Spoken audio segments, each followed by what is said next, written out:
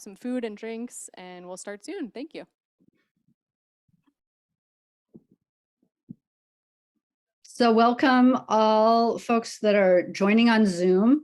As you could hear in the live meeting, people are entering, getting a snack, sitting down. And in the meantime, we're admitting folks, and we do have about 10 minutes. And so within that time frame, this is a wonderful attendance. I'm really excited. My name is Julie Fisher. I am part of the project team and supporting the communications. And the project is run by the City of Eugene, and Cameron McCarthy is providing support and technical work, and I'm part of that team. So I would love to hear some introductions from folks while we wait. And if you would love to put in the chat a little bit who you are you a Bethel resident? Are you a sports fan? Or do you walk in the park and enjoy the wildlife? Are you a neighbor? And so introducing yourself in the chat would be fantastic. And also, if you want to do a raise hand, we can do some introductions in person as well while we wait. So yeah, is anyone brave enough to introduce themselves? Long pause. Well, I'll introduce myself. My name is Kelly Shadwick, and I work for the City of Eugene Parks and Open Space Division as the Community Engagement Manager. And I too am really excited to see so many people here online, and I guess there's a lot of people in person, so it's great. Who else? Especially folks connected to organizations or individuals who enjoy the park. I'll introduce myself. Hi, everybody. I'm Archery Arbery Barabo, and I am the West Eugene Community Organizer for Beyond Toxics. And I'm anxious to hear what this meeting is about. And I thank you so much, everybody that had a hand in putting this on. Thank you. Excellent. Thanks so much, Archery. I know that Beyond Toxics has done a lot of work in West Eugene, and so we really welcome your involvement. Anyone else part of an organization or live near the park? Yeah, my name is Bob Lewis. I live off Barger Drive, so I frequently ride on the Jessup bike path. I'm also a member of Gears, Greater Eugene Area Riders. So we don't ride past on Jessup Park much because it's kind of hard to get to from Clear Lake, and so I'm looking forward to having a connection from Clear Lake to over to Jessup Park without having to get on 99. So, and then I just enjoy the park. I've walked around it, and the ponds and all that. It's a nice hidden gem, so to speak. It is. Bob, thanks so much for showing up. I know Gears has played really important role in transportation and recreation and socializing over many, many years in Eugene. So yeah, thanks for attending. My name is Barbara Braden, and I've lived about a block away from Golden Gardens Park for more than 40 years. And I love it. It's been improved so much in the time that I've been here. And I really feel concerned about, what's going to happen to the park. I don't want it ruined because, as Bob said, I believe it was Bob said, it is a hidden gem. It is beautiful. And the vistas that you get, there are plenty of painters out there. There are people who go down there, walk their dogs, walk their babies, fish. It is a tremendous resource for the people in this community. Absolutely. And that's exactly why we are here today, is to, understand what those gems are and how to enhance that. So, involvement from neighbors is a really, really important part of this process. Other folks willing to step in and say hello to all. Yeah. Hi, I'm Sharisa Sharpie. I am a resident. I live about a block and a half away. We enjoy the park, well, pretty much daily, if not twice a day, because we have a dog who loves to get out. I've lived here for about 15-ish years, so I've got to see lots of progress on Golden Gardens. And I too, again, want to preserve the wildlife, but also some of the things that I have concerns with, the sports complex coming, there are a lot of unused baseball parks less than a mile away from where we are. So if we're going to put a sports complex there, what would that look like as a place where we could actually use it so it doesn't just become desolate like some of the others? And it would be awesome to have a public restroom on that bike path. So that's one of my concerns, but also maybe would love to have a public restroom there. Thanks so much. And I appreciate both that big picture view and your specificity, because I think we are going to need both those things. We're going to need vision, and then we're also going to need to dial in to like, what are the amenities that are essential here? So thank you. Thank you for those thoughts. Really, really appreciate it. While we're waiting, many people have already joined. We're just doing some introductions while the in-person meeting is convening. I was setting up at Willamette today, and I think there's a lot of people showing up, so that's exciting. Yeah, anyone else? Just jump in. Hi, I'm Leon Waller. I live by Bob, and I go to the park routinely. Love the habitat area, and I think my concerns are a lot around the natural habitat. Notice that there's nearby nesting eagles and how many wildlife things not part of the turtle ponds live around there and stuff. And so trying to pay attention to that and the impact all these other activities will have on that. Absolutely. And, I lived for years out River Road and was so surprised to realize these turtles that are valuable, are like, they liked these little weird gravel ponds, but they're wonderful habitat. And that's been recognized by a lot of natural resource experts over time. So it's a huge success. It's generational now. You watch them on the logs and there's like 4 different sizes: grandma, mom and dad, kids. Yeah, just lining up on the logs when they thermoregulate. It's wonderful. Yeah. Anybody on Zoom that is part of a sports organization? We heard a little bit about the sports complex and the relationship to other fields. Has anyone joined that is affiliated with kids sports or club soccer? Or yes, my name is Roger Shalio, and I'm with Emerald Valley Pickleball Club. Pickleball is the fastest growing sport in the country with a lot of good reasons. If this area is going to be a sports park, then we would certainly like to see For those of you who arrived part early, of that. our burritos have just arrived. So if you're interested in grabbing an additional snack, we do have burritos up on the table, and we'll be starting shortly. Thank you. all right, we just have to imagine our virtual. Okay? That's a negative. We're gonna have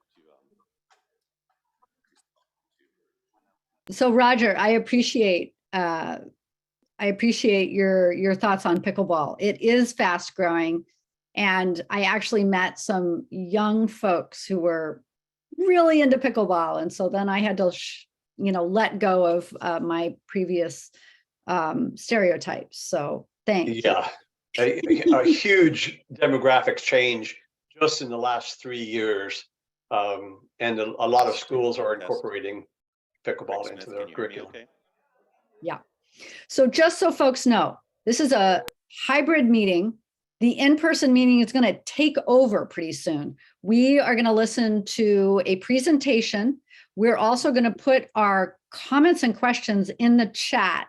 And I am going to advocate for some Zoom questions being asked of the presenters as well as the in-person crowd. So after the presentation and the large group Q&A, Then we're heading into our own Zoom discussion again. And then a large group final reconvene. So that's kind of the big picture. We're going to be usurped by the in-person meeting pretty soon, and do some listening and some chatting in the chat. So, but before we do that, you know, those burritos, we don't need burritos. We've got our refrigerators. And is there anyone else that would like to introduce themselves?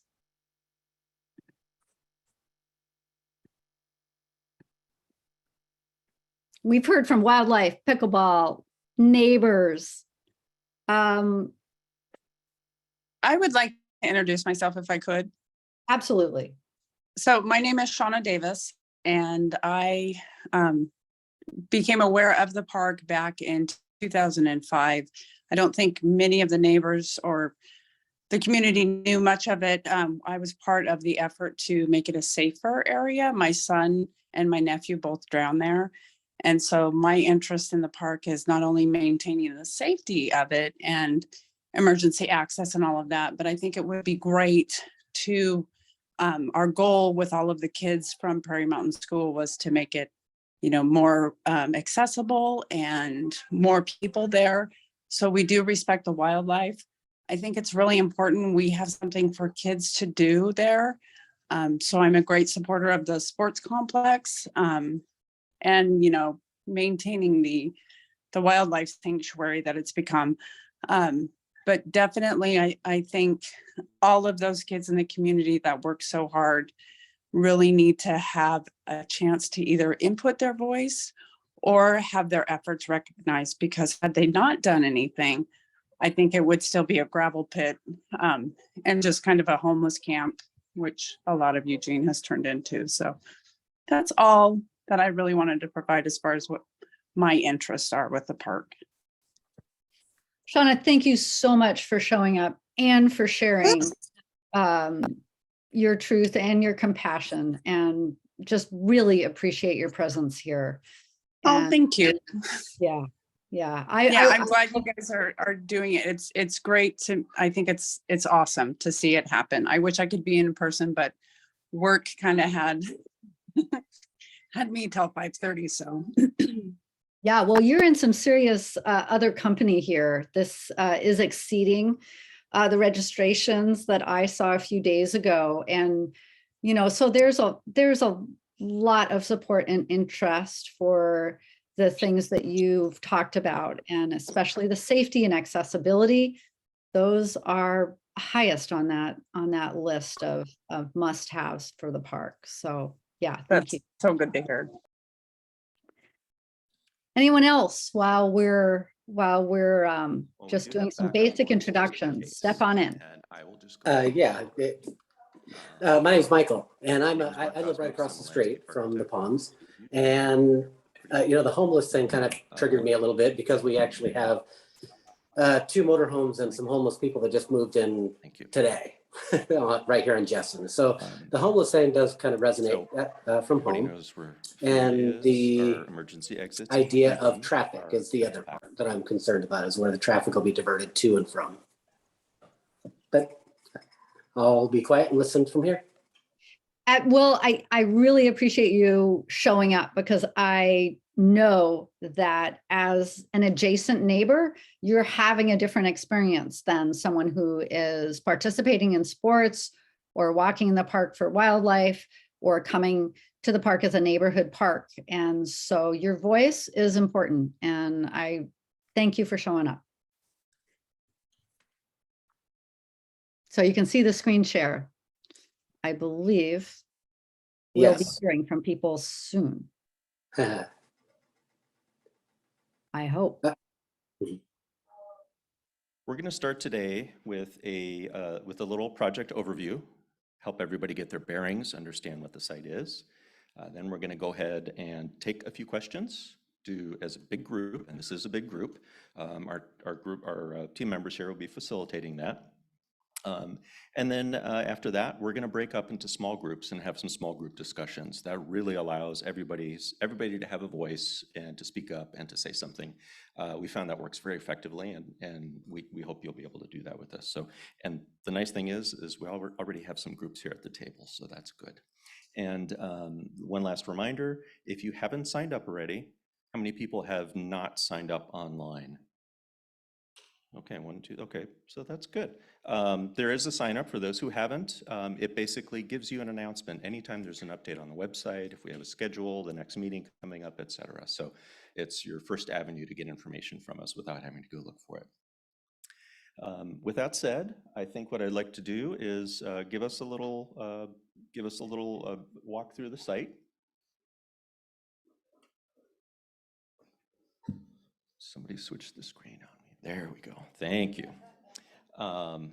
Great. So I'm going to use the pointer here. We'll see if this works well. Golden Gardens is a 223-acre park. It is located in northwest Eugene. And as a couple of points of reference that should help people, we have Highway 99 right here on a diagonal. There's the Beltline, which exits on Barger, and most people know to get to the park now, you come up Golden Gardens Drive, which comes in right here and tees at Jessen. The site is this boundary here. And what most people understand of the park right now is having walked the trails right here. So if you've been there in person, even myself, when I came back and we started looking at the site, and we took some news crews out on interviews and pointed out this little group of trees out here and said, well, that's the far edge of the park site. And everybody said, whoa, we didn't know it was going to be that big. So that said, we do have a lot of space to work with. We also have on site an A2 channel. So this is an extension of the Amazon Creek. This takes our stormwater and floodwater and conveys it safely throughout the city. So that's a channel that has a formal bridge crossing right now. And also the land that's currently around the park. Right now, we, the city, manage this park as one of our natural areas. And pending the development of the rest of the park, this whole area right here, the brown, is currently being leased out for agriculture. That allows us to conserve our resources. Their use of the land is good. It keeps down on the weeds until we're ready to start developing infrastructure, et cetera, for the park. So that said, let's go ahead and walk you through a couple of site photos. So this first big one here, we're looking north. We're hovering above the biggest pond, and as you know, there's a gravel walkway that runs a diagonal through the site and pops out on the north end. So way back there on the edge is Clear Lake Road running east and west. This image in the upper right is looking due west from the middle of the two ponds. You can see that A2 channel continues here. The rest of it's behind us in the photo. This is looking a little bit more northwest. So remember that group of trees I pointed out earlier? That's that group right there. And this edge is the edge of that development. So when you're standing here, it's really hard to focus that far. The bird's eye helps a lot, the bird's eye photo. And then of course down here on the lower end, this is looking southeast, back towards the neighborhood. This little parcel of land here, that's the one that is available for the neighborhood park development. It's right next to Jessen Street. It's directly accessible by the neighbors. So of the three elements that we're talking about this evening, that one there's a lot of thought and reasoning to working with that piece of land for the neighborhood park. So that said, everybody can still hear me okay? Good. I'd like to walk us through a quick timeline, and this will be available on site, so you can read it in a lot more detail, but we do have a lot of material to get through. And one thing we like to do is recognize the land that we're on, and the city of Eugene is built upon the traditional homelands of the Kalapuya peoples and acknowledges the inherent sovereignty of the 9 federally recognized tribal nations of the state of Oregon. Kalapuya descendants are citizens of the Confederated Tribes of the Grand Ronde and of the Confederated Tribes of the Siletz Indians of Oregon. And they continue to make contributions in their communities here and across the land. So what most people think back to as a recent history, our past, of the site started around 1950 when Lane County owned the land. And you may know that those ponds used to be gravel operations. So what was left behind was a series of gravel pits. Lane County then took that land over. That gravel was used for the construction of the Beltline. And shortly after that, City of Eugene took on ownership of this in the mid-70s. So at that point, this was still just a complete undeveloped leftover series of ponds from the gravel operation. Unfortunately, then there were a handful of tragedies that happened, some drownings with some of the local neighborhood kids. And so at that point, the city went in and made some safety as well as habitat improvements and really started developing that land. That's what spurred, it became a catalyst for really thinking about this as a resource and start to planning for the future. Then in about 2005 or so, there was a first round, a long-term vision of what this site could be. And at the time, it was a little bit smaller. I'll let Carolyn explain that in just a minute here. But the idea of a sports complex with the nature area, in balance with the nature area, is not a new thing. It's not a this year thing. It's something that's just come up. We've been planning this for a long time.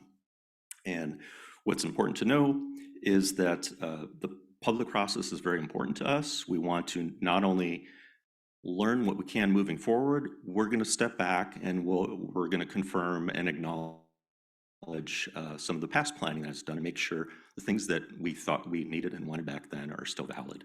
That's part of the process, and we're glad to have you with us as part of that. So from there, of course, land has increased. It started with several acres up to hundreds, and we're now at 223. Carolyn, I think I'm stepping on your slides here. It's that orange one there for the... Hi, everyone. Can you hear me okay? All right. My name is Carolyn Burke, and I can't see when I have my glasses on, but I'm the Parks and Natural Resources Planning Manager for the city. And of course, I can't read my notes without my glasses. Back in 2006, I was the project manager for this planning process. Was there anybody in this room who was a part of that or remembers that planning process? One person?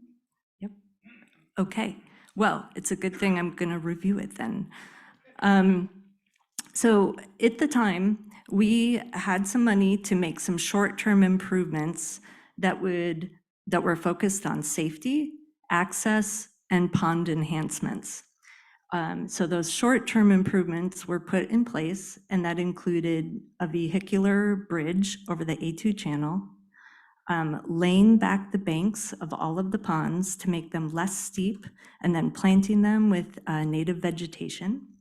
And with the help of a lot of dedicated volunteers, building the trail system that is out there today.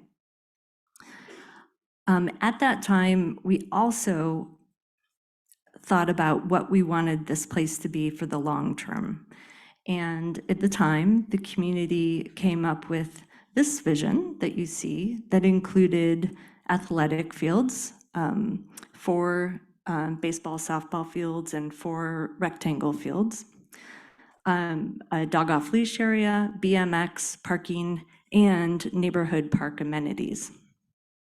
So since that time, since 2006,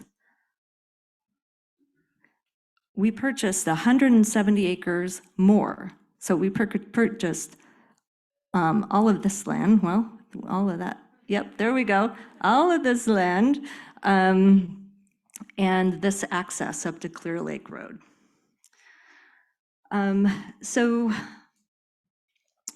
Since that time, we've also done a lot of natural resource work on the site, and we have learned a lot about the natural resource values of these ponds.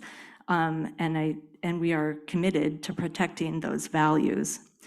This current process that we're just kicking off here tonight will determine a plan for the entire 223-acre site.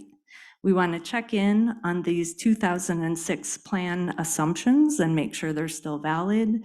And we also want to take into consideration how to use that additional acreage and consider a more extensive sports complex in this area.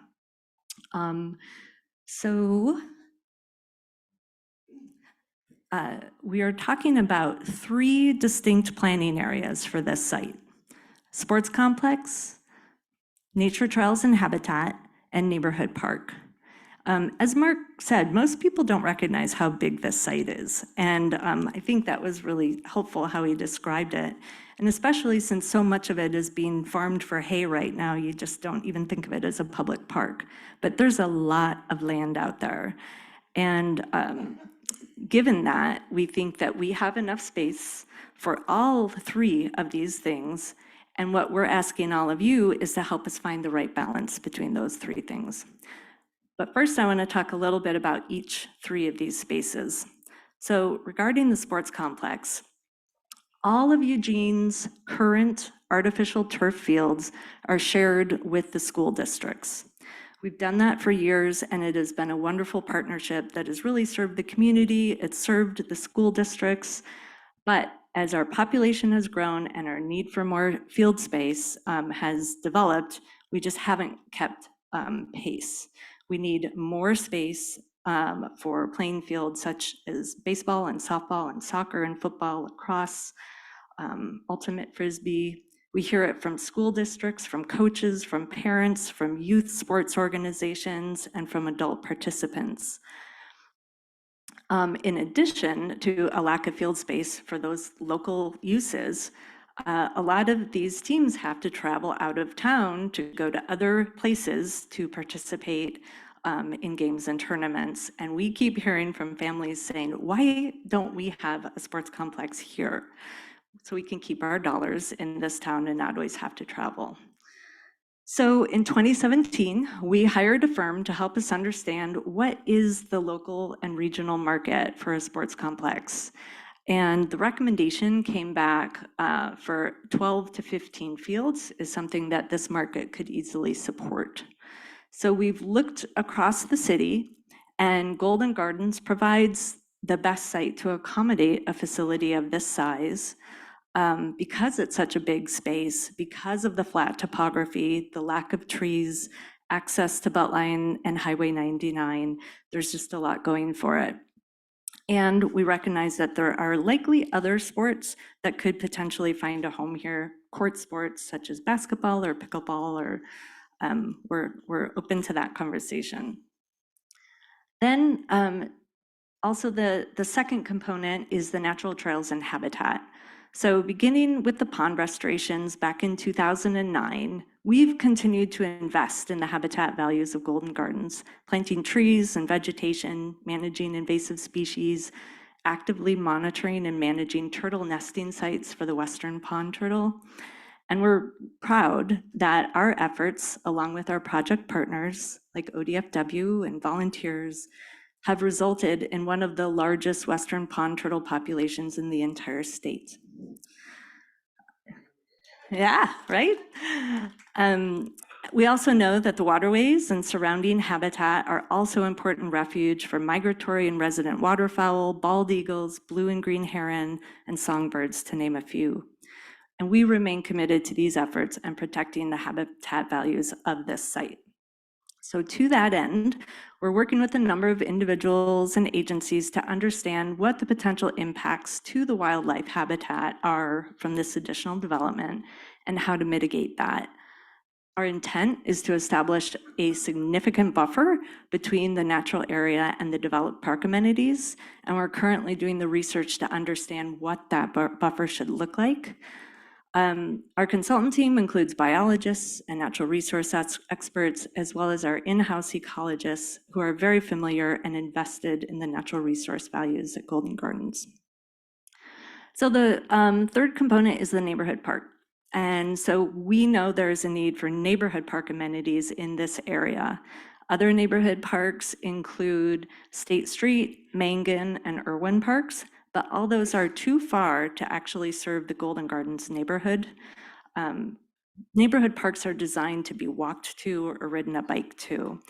And development of neighborhood park facilities at Golden Gardens is actually a #1 priority in our Parks and Recreation System Plan. So the types of amenities that you'd find in a neighborhood park are, children's play areas, picnicking paths, benches, drinking fountain, bike racks.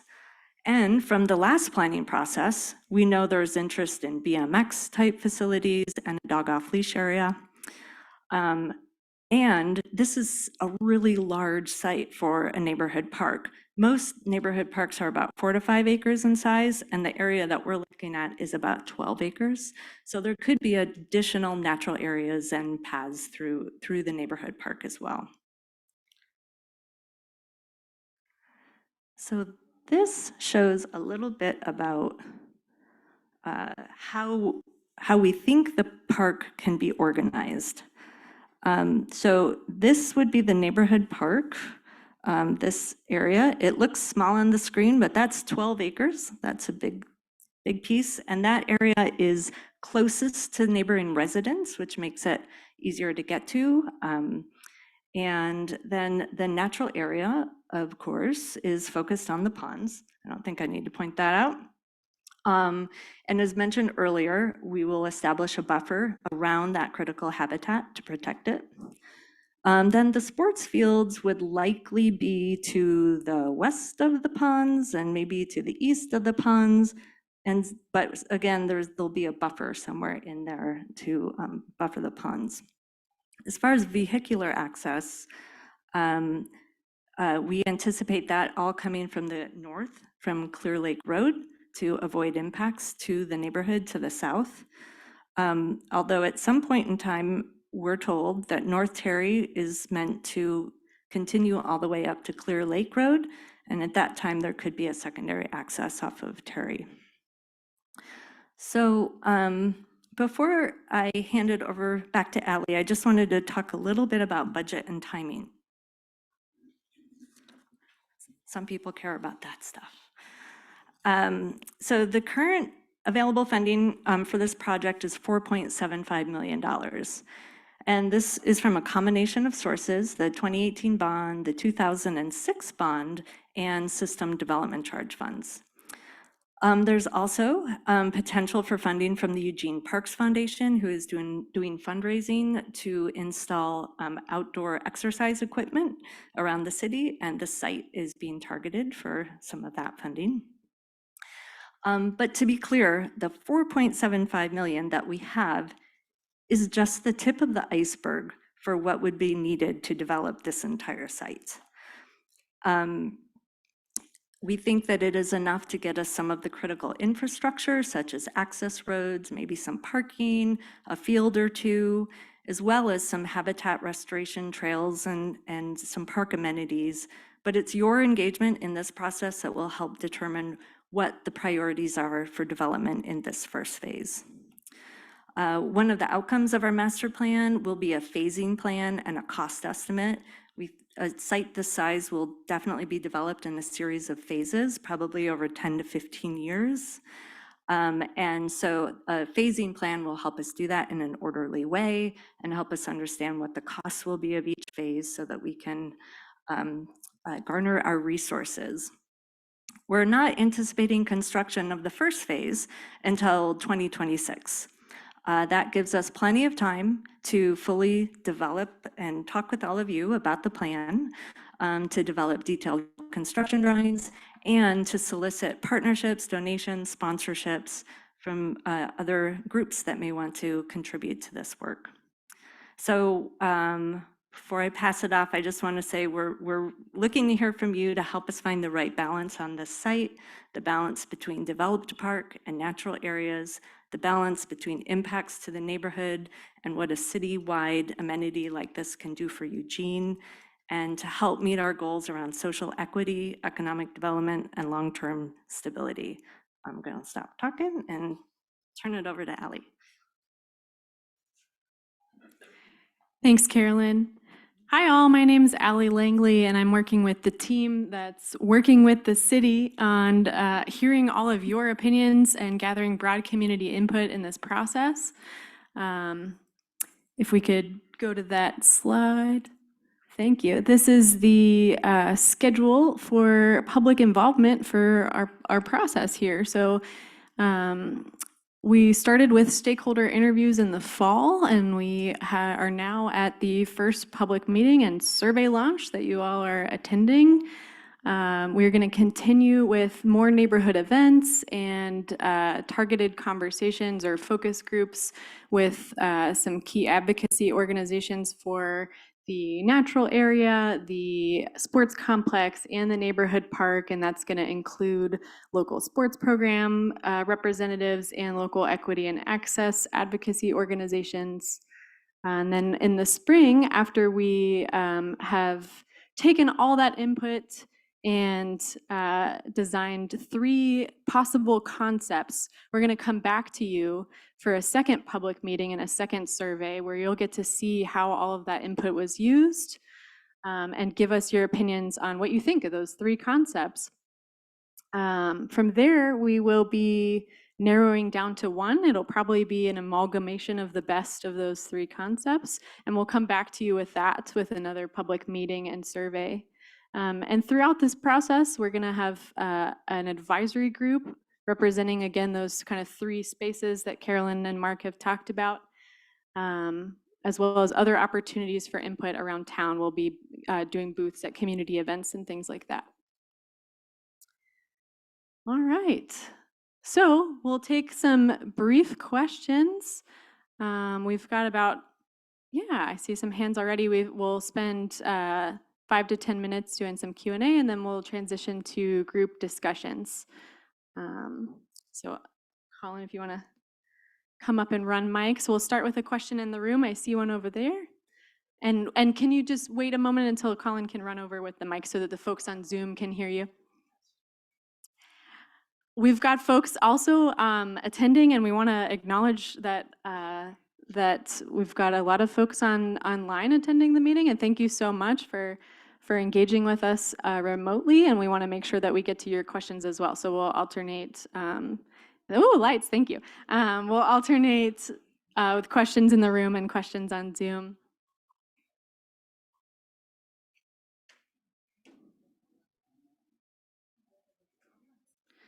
We've got 54 folks on Zoom and probably about that many in the room, so. You have a question? Yeah. Okay. And hold that mic close to your face if you can. Hi. I was wondering if Lane County is ever going to want any of that for the fairgrounds, or is theirs farther north and farther east? Or is that even a possibility? You know, when we first purchased that additional 170 acres, we had an agreement with Lane County that if they wanted to develop their fairgrounds there, that we would work with them to do that. And they decided that they would not be relocating to this area. So that's no longer a plan.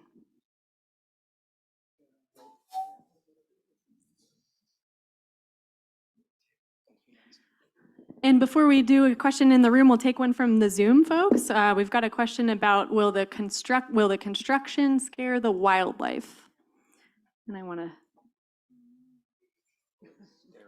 We'll take Shelley, if you can introduce yourself. Hey everyone, I'm Shelley Miller. I'm with Parks and Open Space. I'm taller than everyone else. Yeah, I would say the construction would scare the wildlife. It may be temporary. We are talking about having a buffer, a permanent buffer, and there would be fencing and protections to try to keep wildlife from entering the construction area. But yeah, it would certainly be disruptive for certain wildlife. Hi, it's great when we build. My issues with maintenance, and I know this is going to be huge. It's going to have a maintenance issue, and how would we go along budgeting that? It's a great question, Carolyn.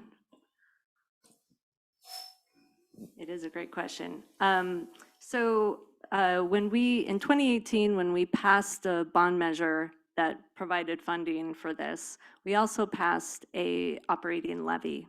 And the deal at the time was if the levy and levy is for operating and maintenance dollars, and bonds are for capital dollars. And so both of those were on the ballot at the same time. And we said, you know what, if the levy doesn't pass, if we don't get the maintenance funding, we won't move forward with the bond. Both passed. So yay. And so we have in that 2018 levy funding for future development. But here's the catch. Here's the catch. Operating levies are only good for 5 years. And so an operating levy, the library is on a levy. And so our levy is actually up next year. And so the deal is that we will need to continue to pass a levy. I will also say that we are looking for more stable, sustainable, long-term funding besides having to do that every 5 years. But for now, that's our plan. Is there a Zoom question coming in, or was that a Zoom question? That was an in-person question. We'll take another Zoom question here. We've got a question about, can the park incorporate memorials from those who left the park and those who would like to contribute to the park's assets, such as memorial benches, tables, and that sort of thing? Yeah. We do have a donation program. It's really mostly around benches, and there are 2 benches at the park right now that are memorials to 2 of the boys that drowned. And so that program continues, and we can always look for other opportunities. There's a section of Jessen Drive east of Golden Gardens that's not currently paved. And I'm just wondering if that's going to be part of this process. Are there any plans about changing that?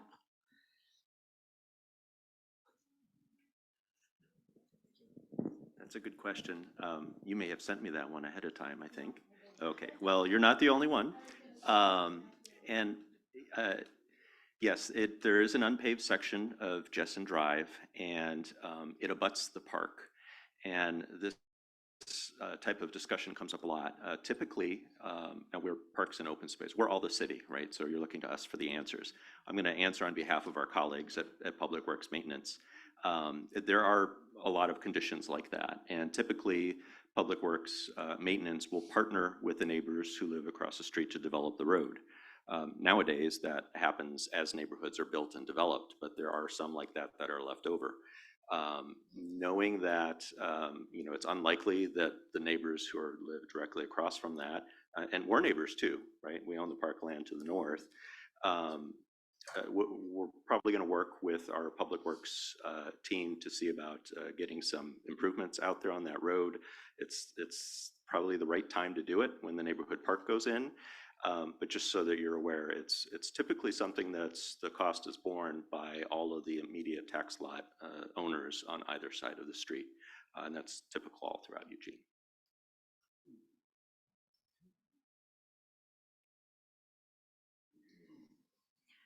Okay, we're going to take another Zoom question, and then I think I saw a hand over in that direction. Colin, okay, thanks. Yeah, if you want to get ready for that. Lots of questions on the Zoom about wildlife, as we've been talking about, and why is infrastructure being placed so close to the wildlife habitat areas? Why not create a 150-foot minimum buffer between the ponds and any new construction? And I'll share that with you, Lori. Sure. I'll repeat the question again. It was, why is infrastructure being placed so close to the wildlife habitat areas with all the available acres? Why not create a 150-foot minimum buffer between the ponds and any new construction?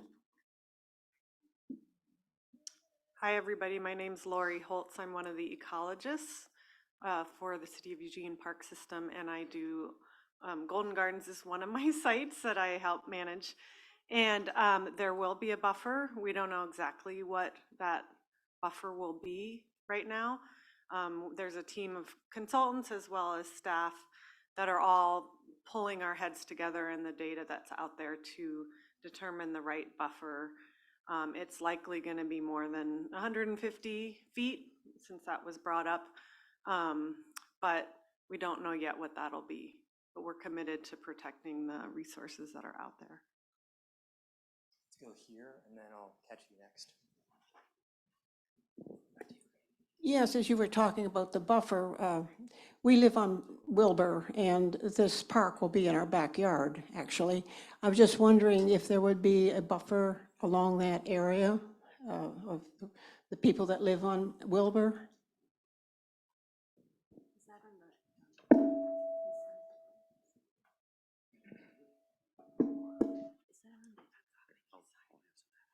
I'm not sure where Wilbur Street is, but I'll just say that it's on the east side.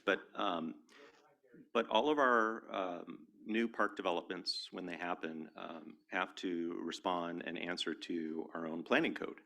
We actually, even if we are city developers developing our own park, have to jump through all the same hoops that a private developer has to if they want to build a new neighborhood, let's say, or build a road or do something like that.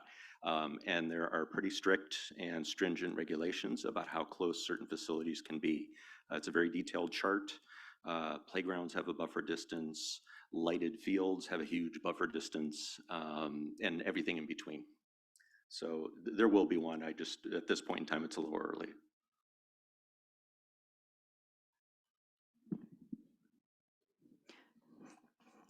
Colin thinks you want to go to. Yeah, you ready question? Okay, and then we'll come back to you. Okay, I lived in that neighborhood for 30 years, so I used to walk down there when it was wild. I saw osprey, fox, rabbits. I used to listen to the ringneck pheasants call in the field. All of that's gone. The city came in 2006 or 7 and plowed everything under. There was, I want to know, here's my question. My question is, did you do an environmental impact statement before you started turning the ground? Because it was covered with endangered lupin, that was the habitat for the endangered blue butterfly. In 1990, they were all over that park, and now they're gone. So are you keeping up with environmental impact? You've got a lot of attention to the turtles, but you wiped the endangered butterflies out. That's all I have to say. Thanks so much. Yeah, the turtles are a concern along with other wildlife, and we'll have Lori or Shelley speak to that. Thank you. Thanks for your question. I'm going to say I don't know about there being Kincaid's lupin out there. We have a few sites in West Eugene and South Eugene that we're protecting and trying to enhance habitat for Fender's blue butterfly. As far as the excuse me, environmental impact statement, if you're talking about the federal, there's not a federal nexus per se here in terms of permitting and that sort of thing where we would have to do a formal environmental impact statement, but certainly the work that we're doing with the consultants and in-house, we're trying to minimize those impacts. And I don't know what happened in 2006. It's long before I worked here, but I don't know if anyone else. I just want to add to remember that in 2006, we were talking about a 40-acre parcel that really didn't extend beyond where the bark path is now, where the farm fields are. And so anything that was done outside of that area in the farm fields was done by private owners at that time. That's not what I'm talking about. I'm talking about right by the pond. Thanks for that concern, and I know you're not the only one that's concerned about wildlife and species out there. We're going to take 2 more questions, and then we're going to transition to group discussions, and you'll be with city and other staff on this project who are going to be hearing from you and taking notes about your concerns. But we want to take 2 more questions. And the next one from Zoom is transportation related. Would there be more pedestrian or vehicle bridges to the existing pond trail system from the southern edge of the park? Currently, the main access is at Golden Gardens Street. What about bridges crossing the water? and some questions about bicycle access and trails.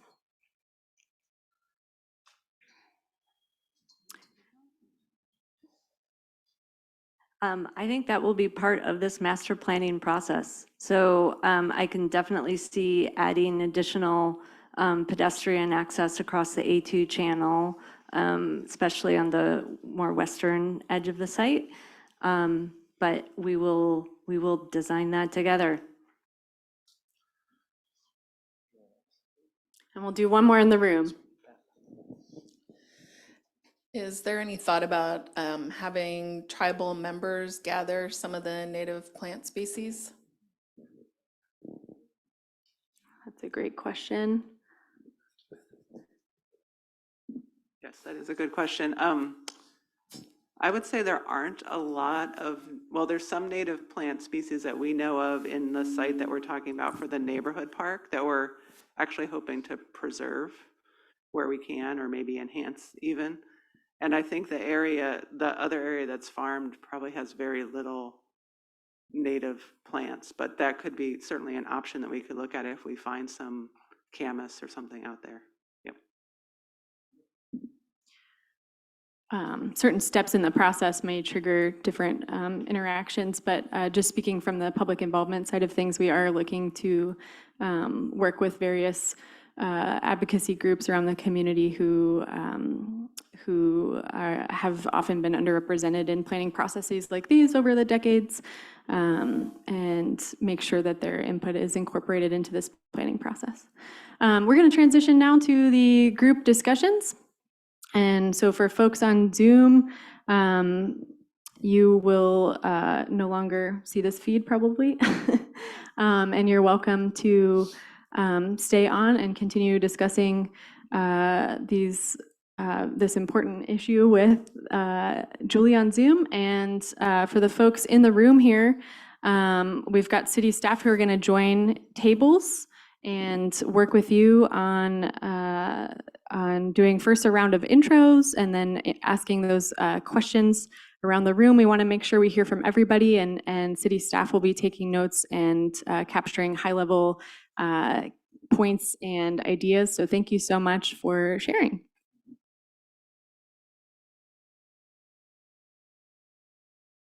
All right. So can everybody hear me? Just a thumbs up. Awesome. So we're good. We've got about 15, 20 minutes to talk a little bit more in depth about both some of the questions that you have and really a vision for the future. One basic thing about starting with a concept is to get clear about what that vision is. Also joining us is Carolyn Burke. You saw her on the presentation. There she is on Zoom. That just makes me so happy that you're here, Carolyn. Thank you.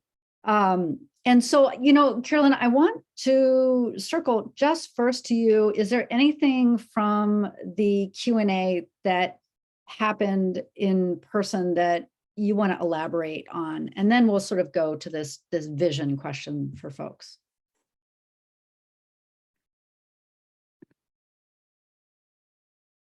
Can we hear you? Sorry, unmute myself. Did you all hear the Q&A? Oh yeah. Okay. We heard it. I heard it. Did everybody else hear it? Yeah. And we got some of our questions out there. So that was fantastic. Great. Yes, that was great. Boy, anything I would elaborate on? Well, I guess one thing is there's question about kind of what the existing vegetation is on site, and would we allow native harvesting, or are there endangered species? We will be doing full assessments of the site, and so understanding, we'll be doing a wetland inventory. We'll be looking for endangered species. I think some of that actually has already happened. And so that didn't quite get mentioned in the answer, but there will be a really thorough kind of site assessment of what's there now. Excellent. So yeah, I just really want to open this up because we've been pretty quiet. I see a lot of questions in the chat, a lot of recommendations, and just hearing your voices and understanding where you're coming from. And so feel free to put a hand up. You've got a way to do that in those Zoom controls, but you can also just jump in. Who's brave?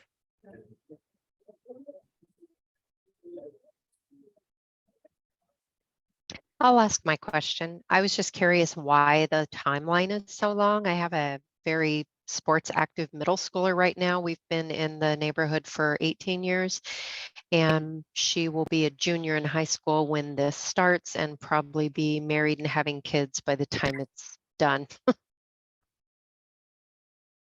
Yeah, I understand that. You probably heard talking about actually breaking ground in 2026. It is a ways out there. We do have a lot of planning to do. In addition to being a large site and a lot of interest in the site, there's also actually a lack of kind of urban services. This area was just recently brought into the urban growth boundary. And so there's a lot of transportation enhancements that need to be made. If there will be restrooms, we need to get sewer out there. So it's a pretty raw piece of land, and there's a lot that has to happen, and there's a lot that we need to understand about how it gets developed.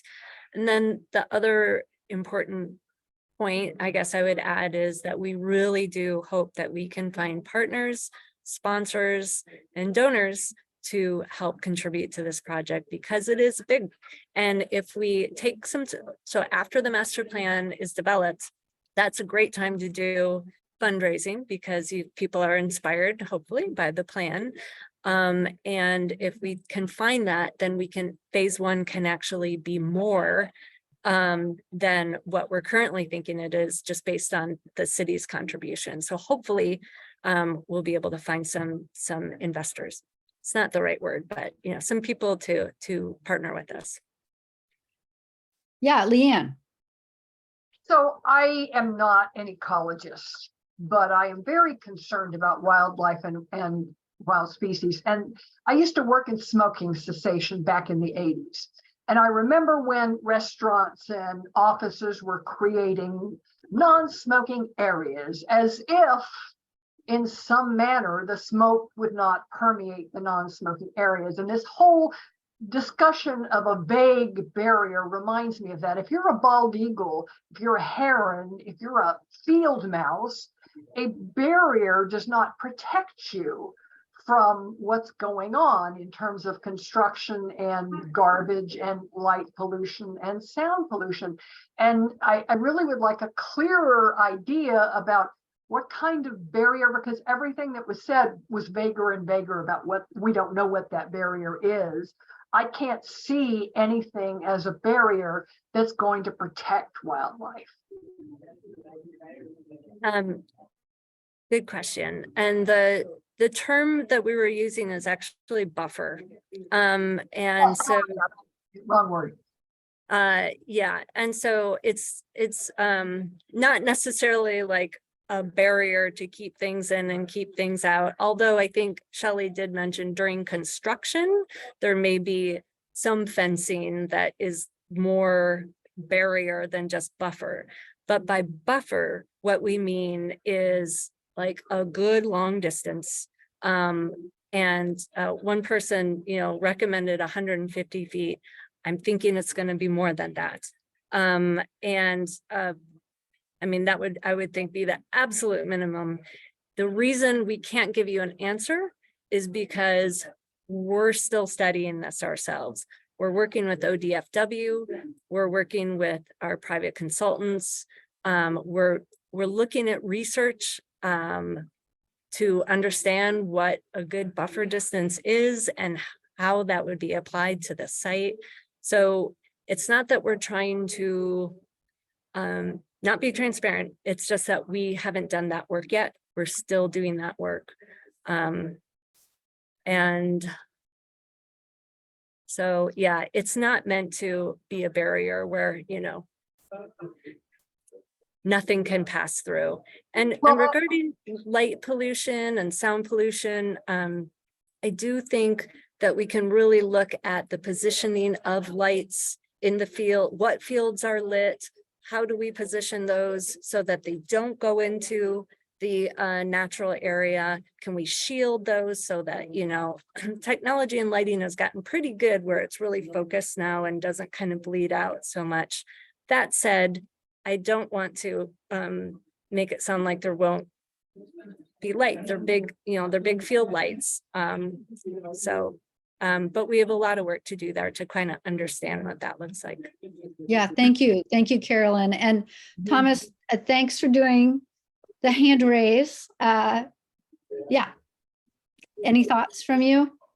Yes, a couple of things. One is this, can you hear me all right? We hear you great. Okay. The sound from the sports fields, I don't know how you're going to prevent that from coming into the pond area, the nature area of people walking. We were just there this afternoon, and it's a very quiet, contemplative place. And once you have all those sports fields, you're going to have a lot of noise, which is, to me, is going to ruin a lot of the ambiance of the nature area. That's one thing. The other thing is Jessen Drive. That's been bad forever. And I don't know how it got left out when they paved the rest of the road. And I think it's a crime to try and penalize the people that live there to have them pay for it. If they're going to build a park, it ought to be part of the park funding. That's it. Thank you. Appreciate it. Carolyn, you have any thoughts on that? Well, I I agree with Thomas. It definitely needs to be addressed. Normally, that would happen by the developer when the street was first developed and when those houses first, you know, that subdivision went in. I don't know why it didn't happen then. Usually, at least they would have built half of the street and then the park would have been responsible for the other half. There's got to be a history there. And since I'm not in transportation, I don't understand it. And I understand that it feels really unfair to kind of penalize the few residents that live along there, because that's a lot of money. I think parks is part of the solution there. And as far as paving that, and so we'll be looking at that. Thank you. You know, I wanted to turn to Catherine. You did a great job describing your vision. Would you want to share that verbally?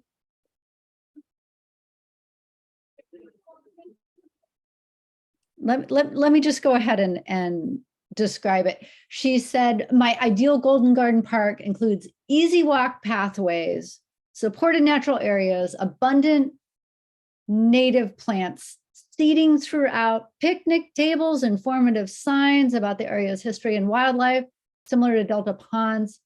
Also, little to no 24 light pollution, especially in regards to a possible sports arena. So, you know, one thing I notice about that is you've got a level of detail in there about 24-hour. And Carolyn, you want to talk a little bit about lighting and time frame? That's still down the road, but yeah, how have you managed that elsewhere? Yeah, you're right. It is a ways down the road here, and I think we can be pretty adaptive in how we do use lighting here. I think it's likely that some fields there would be a desire to light some fields, just because, especially in, you know, times when it gets dark around 5 or 6 p.m., you know, we want to be able to still use those fields. I think in other areas around town, those lights go off. I don't know. I don't actually know if it's 9 or 10. But there is the ability to, program that to have, certainly not 24-hour lighting, but also just to be reasonable for the people that live in the area and also for the wildlife. So we'll definitely be looking at that. Excellent. And then just to follow up, again, this is detail, but it really is the kind of thing people think about, is that sense of the turf being artificial, or would it be grass? Like how are we thinking about that? Another really good detailed question. We would like to actually do a triple bottom line analysis. And what that means is kind of assessing the impacts and the benefits of artificial turf versus grass fields from an environmental standpoint, from a economic standpoint, and also from a social equity standpoint. So really doing a thorough analysis to understand what are the materials we're using and making really good decisions around it. I can tell you there will be a lot of interest from sports community to have artificial turf, because as we all know, it gets pretty wet in Eugene for a lot of the year, and artificial turf makes it playable year round. I do think there's a question though, do all the fields need to be turf, and what are the different impacts around that? And what are the, as I said, environmental costs and social equity. So it is still an unknown. We'll be looking into that further. And we want to hear from you. Excellent. So I would love, is there anybody related to sports online? And it would be great to just get your perspective and hear your thoughts.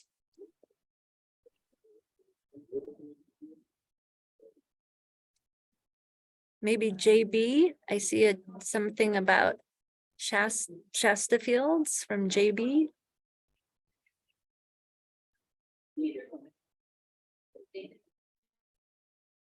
May have stepped Hello? out. Hello. Hi. So my perspective on the sports part of it, just because I coach, a lot of times, like especially with, I think someone had said the Shasta fields not being utilized. A lot of times that's the reason is because, like someone had said, we live in a wet state, a very wet state. And so a lot of those fields are not usable during those winter months. And even in the early springs are difficult to get those fields ready. And I know there is a lot of softball teams out there or baseball teams that are looking for field usage that early, that sometimes are not able to use it because the fields aren't ready. Yeah, I appreciate that perspective. Thank you. Brandy, you've got your hand up. Yeah, my daughter actually plays soccer year round. She plays club soccer. She plays kids sports soccer. She's done track. So that's the reason my concern for the timeline, since she'll be a junior in high school when it starts. But turf is definitely hard to come by and is really needed. The grass fields, when it gets really wet and rutted, is really dangerous for injuries. A lot of torn ligaments, ACLs, and all that just from the ruts in the grass. We were at a game a few months ago up by Portland, and we had really bad ruts in the grass field, and we had a girl actually injure her back and get taken away in an ambulance just because the field condition was so bad. Yeah, I really appreciate that perspective and recognize those challenges. Josh.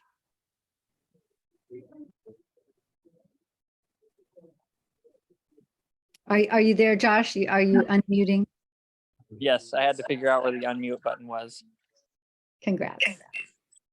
So my question is, why couldn't we just do artificial fields at the Shasta fields or at the Meadowview fields if that's the concern? And that way you would get a usable space in an otherwise non-usable field that would normally be wet. And I would love if we could address the sound pollution issues that was asked earlier that wasn't answered. And we're capturing those notes. So thank you so much, note takers, and thank you all for sharing. You got 5 more minutes. Let's hear from you. Thank you. Sorry, just got really loud here. Josh, good question about Shasta and Meadowview. Those I think, well, number one, they're softball and baseball fields. And so it wouldn't address the need around the rectangle fields for football and soccer and cross and ultimate. And the other thing is having fields dispersed around the community, it makes it more difficult to host tournaments. It makes it more difficult to maintain. So having this one central area is a real benefit. That's not to say though that your idea, that it wouldn't be a good idea to think about improving the Shasta ball fields and the Meadowview fields to be put in turf. I think it's a good suggestion. Noise pollution. I guess I do want to understand just how noisy it will be. We're probably not talking, huge crowds here because there won't be that many spectators. It's not like an M Stadium kind of thing with, loudspeakers and things like that. I think of it is not being that noisy, but and I'm thinking about the other fields that we have around town, and we don't get a lot of noise complaints. So that doesn't mean that noise isn't an issue and something to consider how it would impact our wildlife. I just don't have that answer, but we will be looking into it. Part of the problem with having this meeting this early in the process is we don't have a lot of answers for you because we're just that early in the process. Thanks so much, Carolyn. And we are running close on time. And Teresa? Sorry, angry baby. I was going to echo what the last few comments are, is that when I'm listening to what people are saying so far, there's a lot of people that are really concerned about the wildlife, but not a lot of people have been saying much about the sports area. So is it that the sports area needs to be here? It's a great idea that we started with, but if more people are concerned about the wildlife preservation and the things that we could do to increase that, there are so many unused fields around town. And I know it's inconvenient to not have them all in the same space, but could we consider that maybe our funding would be better used toward upkeeping of the playing fields that are around town, like the suggestion at Shasta, or like Irwin Park has one, State Street Park has one, and they're not used and they're not safe. Exactly for what she was saying about, ankles, torn ACLs, all those things. But if we have so many people who are more concerned about the wildlife part, should that remain more of the focus and not this sports arena? I guess maybe we have to go back to the people and ask the people really, what do they want for their neighborhood area? Thanks, Teresa. I think that is part of this process. Carolyn, you have any more thoughts on that before we go probably to our last question? Well, I just think people involve themselves in different ways. And I'm not participating at the tables today, so I don't know if there's a lot of sports people maybe that are here in person or what. I can tell you that through the years, we have heard again and again and again just how short of sports fields we are in our community. And that's a problem for youth, for health, for participation. I heard one coach say that the trying to get practice field time is like a full contact sport for kids sports. Like there just is not enough space. However, that said, the sports supporters are going to have to come out in this process and show that it truly is a need, because if we don't hear from them, then you're absolutely right. Then we will need to reconsider. But I fully expect that we will be hearing from them. Yeah, Karen. Yes, currently the fields are providing a vegetation that's fodder for migrating birds. I've been at Golden Gardens and seen the fields covered with Canadian geese, and I suspect that there are a number of other birds that feed it. And I'm more interested in keeping this as a wildlife habitat than a sports complex. And I've been reading the comments of other people. Yes, I can hear the noise from these other ballparks. And if you are going to have a ballpark here, I'd like to see you plant vegetation in the rest of the fields that would support wildlife and migrating birds. That's all I have to say. All right, thank you, Karen. I think we're now going to cut back to the in-person. Conversation, what any aha moments or surprises, anything like that. Looking to any Yep. Let's wait till we get you on the mic. Thank you so much for the folks on Zoom.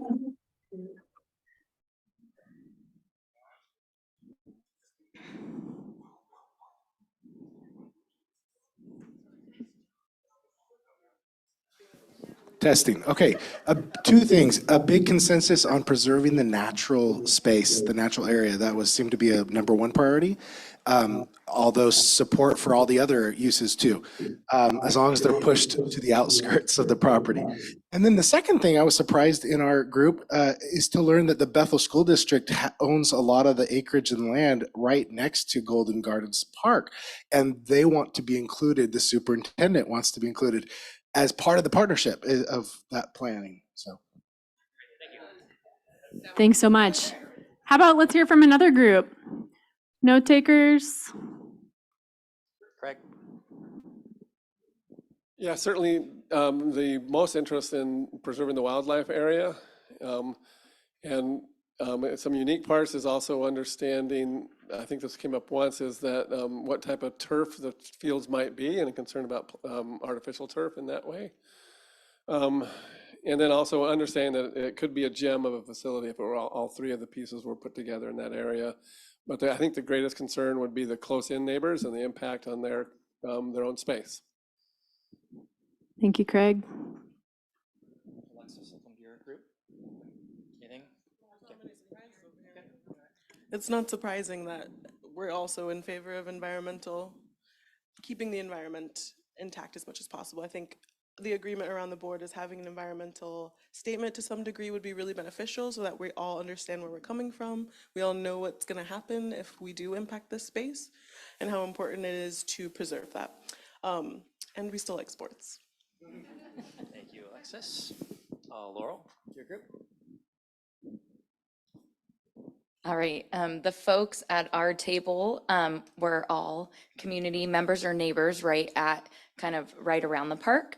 So it was really awesome to be able to hear concerns that they had, but then also some creative enhancements that they had around, such as pedestrian bridges, maybe in some areas to help access different trails in some areas, different things like that to really enhance the ebb and flow of those areas.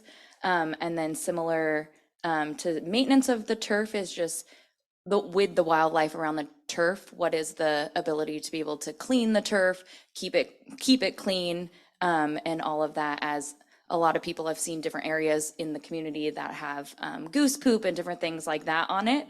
I know a lot of you laugh, you must have all talked about it too, but how to kind of keep those areas clean in conjunction with the wildlife.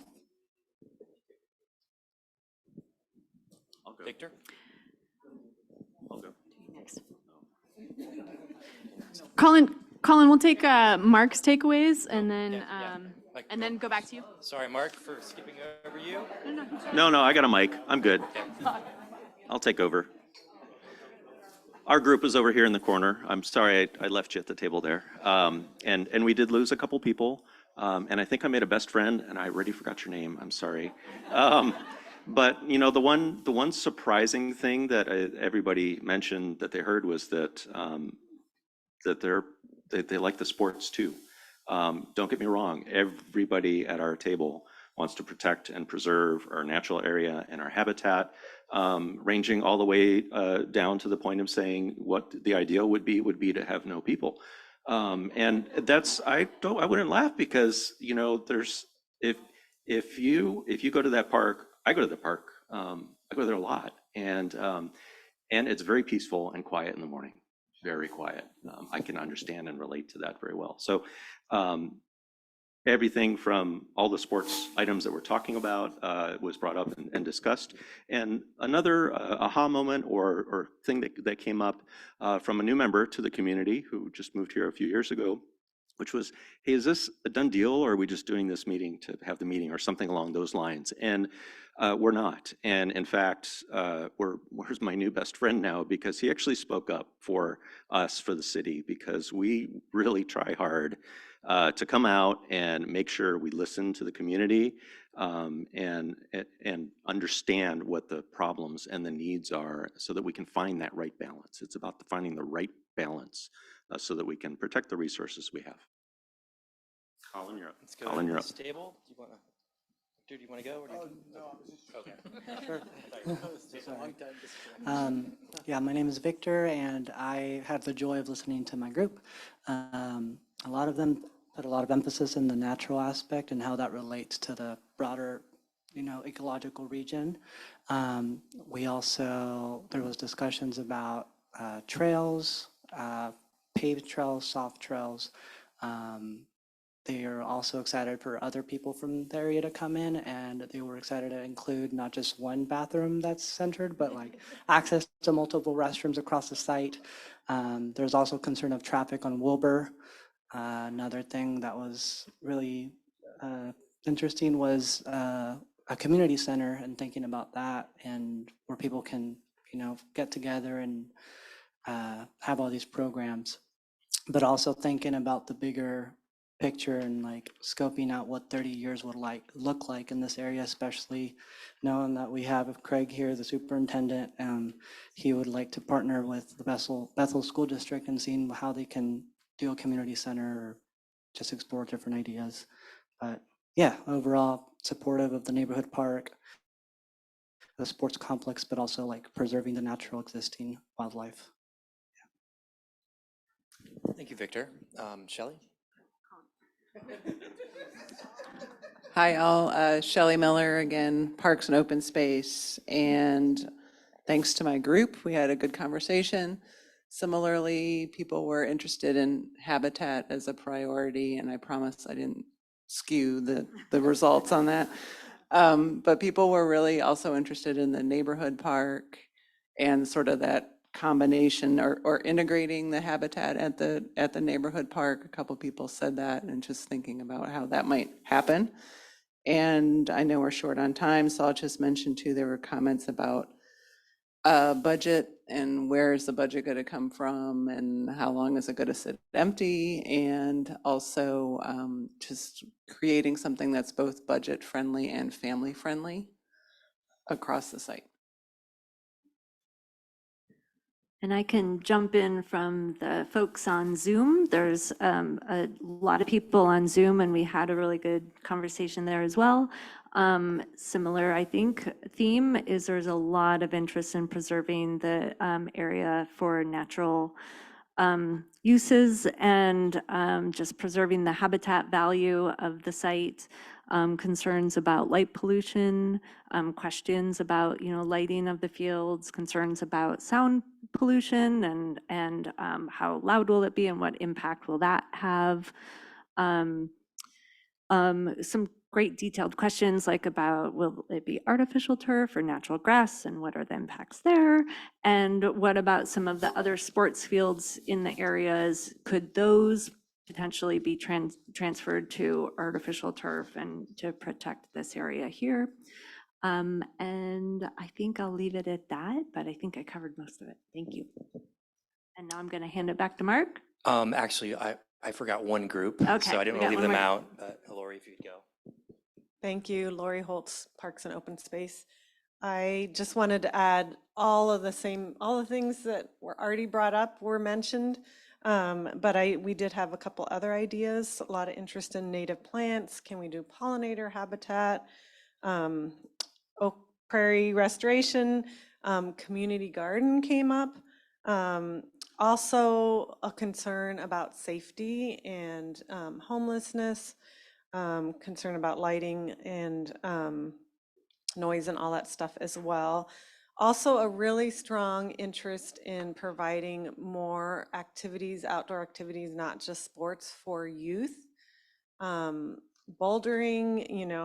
providing even like a parkour, things like that the Bethel children can get out and do some activities that aren't available to them currently.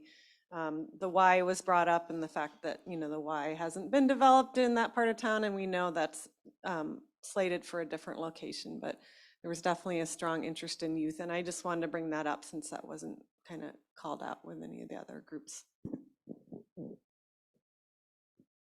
Thank you, Lori. So all of our groups have reported back, correct, Colin? Okay, great. So we're at the end. I'm not going to go ahead and use that next slide because we'd have to turn off the lights and that. I've got another little trick here. Our next steps. In your next steps, we're going to ask you to take the survey. So that will be live online. I will try to turn that on right after this meeting and make that live. If you prefer not to use the technology, the online technology, we do have hard copy surveys available. You're welcome to take one of those and then turn it back in. We do have a sign up. So when you get to the landing page for Golden Gardens, on the top right-hand side of the screen is a sign up. And then you get all those great emails and notices from myself that say, hey, we have 3 concept plans up online. Take a look at them. Come to our next meeting, things of that nature. And actually, let me back up one. Everybody gave really good feedback, and it's super difficult for us to summarize all of that very quickly here as we stand up.